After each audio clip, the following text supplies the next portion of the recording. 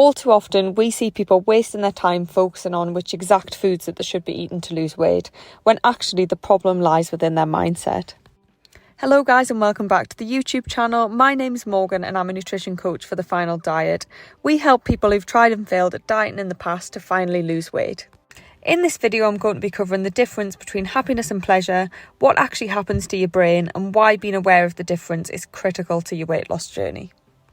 So what actually is the difference then? So pleasure is basically anything that's easy to do and can give you a quick hit of happiness. So think about eating a cupcake, or opening a bottle of wine after a stressful day at work, or even sitting and watching TV all day rather than going to the gym. All of these things either taste good or feel good in the moment, but with a very short effect.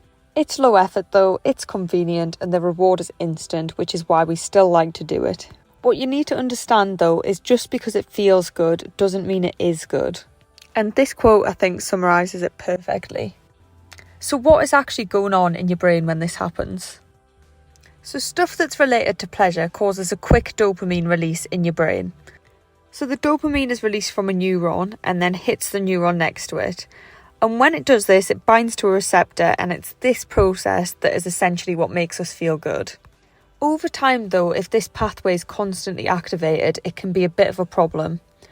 So when the neurons of your brain get exposed to too much dopamine, they downregulate the receptors, and basically what that means is that you need more and more dopamine over time to get exactly the same effect. So essentially you could do the exact same thing which has usually brought you pleasure in the past and you can feel nothing.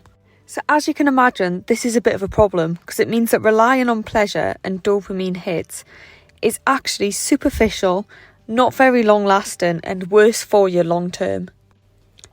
So what is it that we can actually do about this then? Well, you need to recognise when something is pleasure. Is it quick? Is it convenient? And will it give you a quick dopamine hit?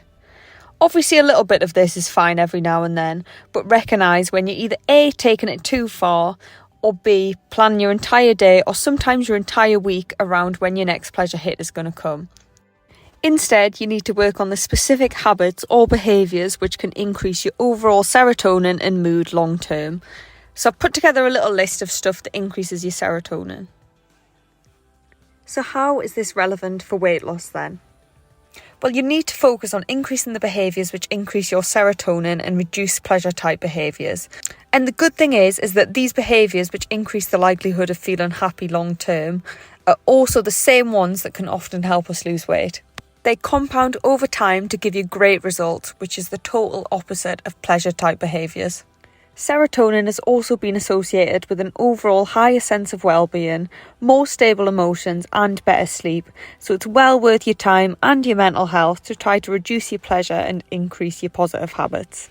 Do the hard thing, do the thing which you can't be asked to do, and do the thing which requires effort, because it's probably going to be good for you long term. If you need any help with implementing any of the habits in this video, then please check out the website in our bio. Likewise, if you're struggling with your mental health or your weight, then please do contact a medical professional. Thank you so much for watching the video. If you liked it, please don't forget to give it a like and subscribe to the channel. Likewise, if you didn't like it, give it a dislike and tell me how to improve it in the comments. And I will see you in the next one.